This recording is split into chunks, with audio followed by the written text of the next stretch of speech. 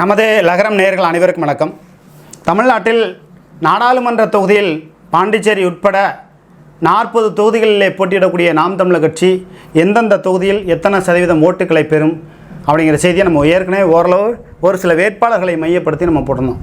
இப்போ காளியம்மாள், மதிவாணன் மற்றும் வீரப்பன் மகள் இந்த 3 பேர் ஒரு நட்சத்திர வேட்பாளராக நாம் தமிழர் கட்சியில் இருக்காங்க.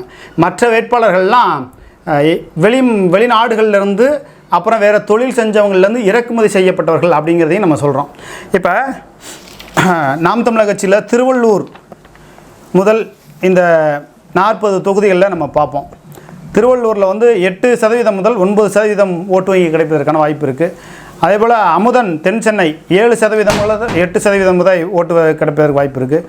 தமிழ்ச்செல்வி அவங்களுக்கு 9% முதல் 10% வரை மத்திய சென்னை. அதே போல் கார்த்திகேயன் 8% முதல் 9% வரை மத்திய சென்னை. திருப்பெரும்புதூர் ரவிச்சந்திரன் அவர்களுக்கு 7% முதல் 8% வரை. காஞ்சிபுரம் சந்தோஷ்குமார் 10% முதல் 11% வரை. அரக்கோணம் அப்சியா நஸ்ரி 6% முதல் 7% வரை. வேலூர் ஆனந்துக்கு 5%லேருந்து 7% வரை கிடைப்பதற்கான வாய்ப்பு இருக்குது. தருமபுரி அபிநயா அவர்களுக்கு 6%லேருந்து 7% வரை கிடைப்பதற்கான வாய்ப்பு இருக்குது. திருவண்ணாமலை டாக்டர் அவர்களுக்கு 5%லேருந்து 7% வரை கிடைப்பதற்கான வாய்ப்பு இருக்குது. ஆரணி டாக்டர் பாக்கியலட்சுமி 6% முதல் 7% வரை கிடைப்பதற்கான வாய்ப்பு இருக்குது. களஞ்சியம் இயக்குனர் அவர்களுக்கு 10%லேருந்து 12 அல்லது 13% ஓட்டு, இவர் கொஞ்சம் கூடுதலான ஓட்டு வங்கி கிடைப்பதற்கான வாய்ப்பு இருக்குது. ஏன்னா கொஞ்சம் பிரபலம், சீமானுக்கு நிகராக பேசக்கூடியவர், அதனால் ஓட்டு வங்கி கிடைப்பதற்கான வாய்ப்புகள் இருக்குது. அவருக்கான கட்டமைப்பு இருக்குது, அப்படி அவருடைய சமுதாயம் சார்ந்த ஓட்டுகள் இருக்குது அப்படிங்கிறாங்க. கள்ளக்குறிச்சி ஜெகதீசன் அவர்களுக்கு 9% முதல் 10% வரை ஓட்டுகள் கிடைப்பதற்கான வாய்ப்பு இருக்குது. சேலம் டாக்டர் மனோஜ்குமார் அவர்களுக்கு 6% முதல் 7%. இவர் கலப்பணி அதிகமாக செய்யலை. இவர் டாக்டராக இருந்தவர், திடீர்னு தேர்தல் களத்துக்குள்ளே வர்றாரு, அதனால் அவருக்கு ஓட்டு குறைவாக இருக்குது. அதுபோல் நாமக்கல் கனிமொழி அவர்களுக்கு 6%லேருந்து 8% வரை கிடைப்பதற்கான வாய்ப்பு இருக்குது. ஈரோடு டாக்டர் கார்மேகன் அவர்களுக்கு 5% முதல் 7% வரை ஓட்டுகள் கிடைப்பதற்கான வாய்ப்பு இருக்குது. திருப்பூர் சீதாலட்சுமி அவர்களுக்கு 6%லேருந்து 7%. நீலகிரி ஜெயக்குமார் அவர்களுக்கு 5%லேருந்து 7%. கோவை கலாமணி அவர்களுக்கு 7%லேருந்து 8% வரை. பொள்ளாச்சி டாக்டர் சுரேஷ் அவர்களுக்கு 5%லேருந்து 7% வரை. திண்டுக்கல் டாக்டர் கைலராஜன் அவர்களுக்கு 6%லேருந்து 7% வரை. கரூர் டாக்டர் கருப்பையா அவர்களுக்கு 6% முதல் 7% வரை. ஏன்னா கரூரில் கிட்டத்தட்ட அனைத்து இந்திய அண்ணா திராவிட முன்னேற்ற கழகம் தங்கவேல் தான் வெற்றி பெறுவதற்கான சாத்தியக்கூறு அதிகமாக இருக்குது. இவர் ஓட்டு வங்கிகளை பிரிப்பதற்கான வாய்ப்பு இருக்குது. இவர் பிரிக்கிற ஓட்டு வகை தான் டாக்டர் தங்கவேல் வெற்றி பெறுவதற்கான சாத்தியக்கூறு இருக்குது. திருச்சியில் ஒரு சில உடையார் சமுதாயம் மற்றும் கிறிஸ்தவ ஓட்டுகள் கொஞ்சம் கிடைப்பதற்கு வீர விளையாட்டு, ஜல்லிக்கட்டு போன்றவைகளில் ஓரளவு இவங்க அதிமுக கூட கொஞ்சம் ரகசிய உடன்பாடு பேசி இருக்கிறதா சொல்கிறாங்க. அந்த எப்படி பார்த்தாலும் தமிழர்கள் ஒன்றிணைந்து ஒரு தெலுங்கரை வீழ்த்துவது நல்லது அப்படிங்கிறதையும் நம்ம சொல்கிறோம். அதே நேரத்தில் ராஜேஷ் தான் வெற்றி பெறுவேன் என்ற இலக்கோடும் கலப்பணிகள் அதிகமாக செஞ்சுருக்காரு. இவருக்கு 6லேருந்து 7 கிடைக்குங்கிறாங்க. இல்லை நான் 8லேருந்து 10% ஓட்டுக்குள்ளே பெறுவேன் என்று அவர் சொன்னதாக சொல்லப்படுகிறது. தேன்மொழி பெரம்பலூர் அவர்களுக்கு ஓட்டு வங்கி தமிழ்நாட்டிலே மிகவும் குறைவாக கிடைக்கக்கூடிய ஒரு நாடாளுமன்ற தொகுதி எதுன்னா தேன்மொழி அவர்கள் தான். இவங்க மணியரசனோட உறவினர் அப்படிங்கிறதுனால இவரை தேர்வு பண்ணாங்க. இவர் எந்த கட்சி பணியோ, களப்பணியோ, போராட்டம், ஆர்ப்பாட்டம், பெரம்பலூர் நாடாளுமன்ற தொகுதிக்குள்ளே இருக்கக்கூடிய அந்த பெரம்பலூர் மாவட்டத்துக்குள்ள இருக்கக்கூடிய கல்குவாரியில் வளங்கள்லாம் அடித்து நொறுக்கப்பட்டதையோ அல்லது இயற்கை வளங்களை காக்கவோ எந்த வகையிலும் போராட்டம், ஆர்ப்பாட்டம் பண்ணி எதையுமே செய்தல. அதனால் இவருக்கு ஓட்டு வங்கி 5லேருந்து 7% வரை கிடைக்கும். அதுக்கு மேலே கிடைப்பதற்கான வாய்ப்பு இல்லை அப்படிங்கிறாங்க. கடலூர் மாணிக்க வாசகன் அவர்களுக்கு 5லேருந்து 6%. சிதம்பரம் ஜான்சி ராணி அவர்களுக்கு 6லேருந்து 7%. மயிலாடுதுறை காளியம்மாள் நாம் தமிழர் கட்சியிலேயே மிக நட்சத்திர வேட்பாளர் இவர் தான். மயிலாடுதுறை காளியம்மாள் அவர்களுக்கு 10லேருந்து 14, 15, 16% ஓட்டுகள் கிடைப்பதற்கான வாய்ப்பு இருக்குது. இன்னும் சொல்ல போனால் கடைசி நேரத்தில் 20% ஓட்டு கிடைச்சாலும் ஆச்சரியப்படுத்த கொண்டு இல்லை. இன்னும் சொல்ல போனால் 17ஆம் தேதிக்கு மேலே பொது வாக்காளராக ஒரு புரட்சியை கூட கிளப்புவாங்க. வீடு வீடாக சென்று திண்ணை பிரச்சாரம் செய்வார்கள். நான் எப்படியா இருந்தாலும் 20% தனிப்பட்ட முறையில் ஓட்டு வாங்குவேன், ஜெயிக்கிறோம், நான் தோக்குறோடைய 20% ஓட்டு வாங்குவேன் அப்படிங்கிற ஒரு உறுதியோடு இருக்காங்களாம். உண்மையாகவே காளியம்மாள் அவர்களுக்கு நம்ம வாழ்த்துக்களை தெரிவிச்சுக்கலாம். அதுபோல் நாகப்பட்டினம் கார்த்திகா அவங்களுக்கு 5லேருந்து 7% ஓட்டு. உங்கள் மாவட்டத்தை விட்டு மாவட்டம் தாண்டி வந்ததுனால ஓட்டு வங்கி நாம் தமிழர் கட்சியில் நாகப்பட்டினத்தில் எப்படி தேன்மொழி பெரம்பலூர் நாடாளுமன்ற தொகுதியில் குறைவாக இருந்துச்சோ அதே போல் நாகப்பட்டினத்தில் மிக குறைவாக இருக்கும் அப்படிங்கிறாங்க. அதே போல் தஞ்சாவூர் ஹிமாயின் 6லேருந்து 8%. இதுவே அதிகம் ஹிமாயனுக்கு அப்படிங்கிறாங்க. ஏன்னா அவர் கருப்பையா கூட ஒரு அண்டர்ஸ்டாண்டிங்காக இருக்கார். பாரதிய ஜனதா கட்சியோட கருப்பு முருகானந்தம் அவர்களோடு கொல்லைப்புற வழியாக ஒரு ரகசிய உடன்பாடு இருக்குது, அதனால் ஹிமாயனுக்கு ஓட்டு கிடைக்கிறதுலாம் கஷ்டம் அப்படின்னு சிவிவெளி செய்தியாக நமக்கு வந்துட்டுருக்கு.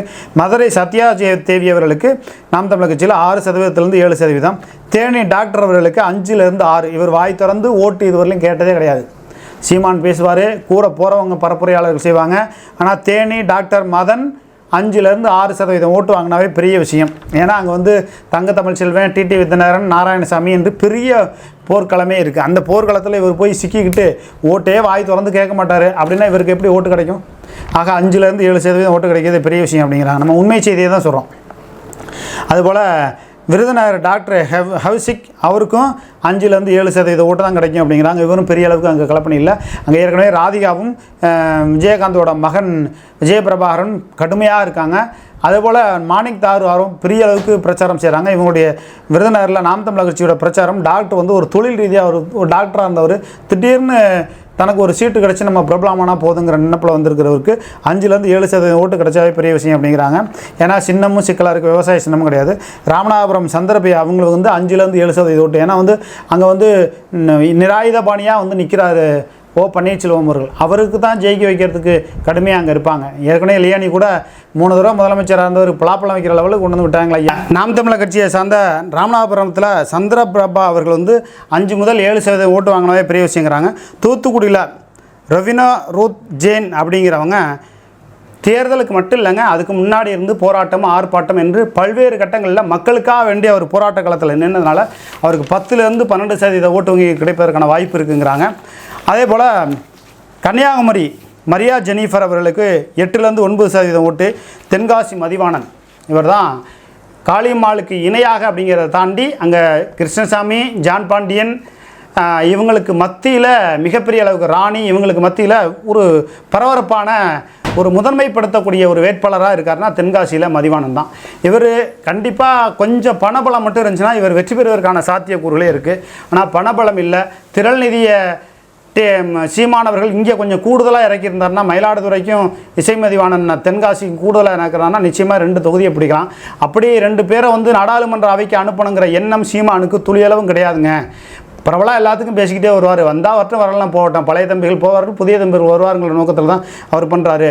தென்காசிக்கும் மயிலாடுதுறைக்கும் காளியம்மாளுக்கும் இசைமதிவாணனுக்கும் கொஞ்சம் திரள் நதியை கூடுதலாக இறக்கிருந்தாங்கன்னா நிச்சயம் வெற்றி பெறுவதற்கான வாய்ப்புகளே இருக்குது அப்படிங்கிறாங்க. திருநெல்வேலியை சத்யா அவர்களுக்கு 6%லேருந்து 7%.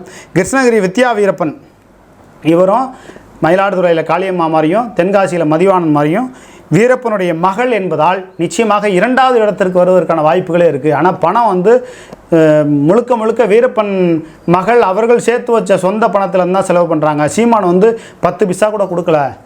தேர்தலுக்கு பிறகு அவர்கள் வந்து வேறு கட்சியில் ஐக்கியமாகக்கூடிய நிலைமை தான் வரும். ஏன்னா அவங்கள இப்போ போன தடவை திருச்சியில் வினோத் நின்னார், இப்போ இந்த தடவை இந்த கட்சியிலே நாம் தமிழர் கட்சியில் கிடையாது.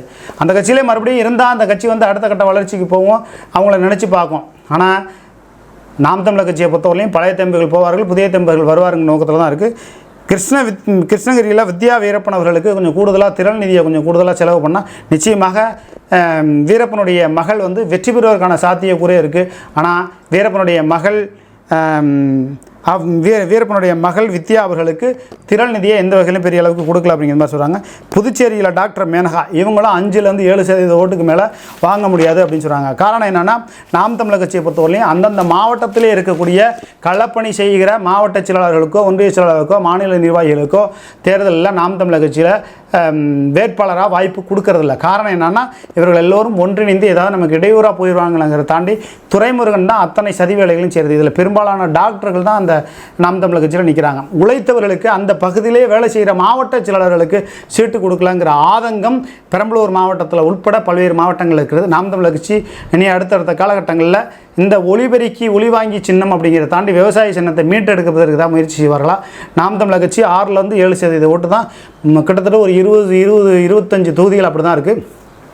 தென்காசி, கிருஷ்ணகிரி, மயிலாடுதுறை போன்ற ஒரு 3-4 தொகுதிகளில் மட்டும்தான் வந்து விழுப்புரத்தில் களஞ்சியம் உட்பட ஒரு 4-5 தொகுதியில் மட்டும்தான் நாம் தமிழர் கட்சிக்கு 10லேருந்து 12% ஓட்டு கிடைக்கும். மற்ற தொகுதிகளில் 5லேருந்து 6, 7, 8 இதுக்குள்ளே தாண்டாது அப்படிங்கிற மாதிரி சொல்கிறாங்க.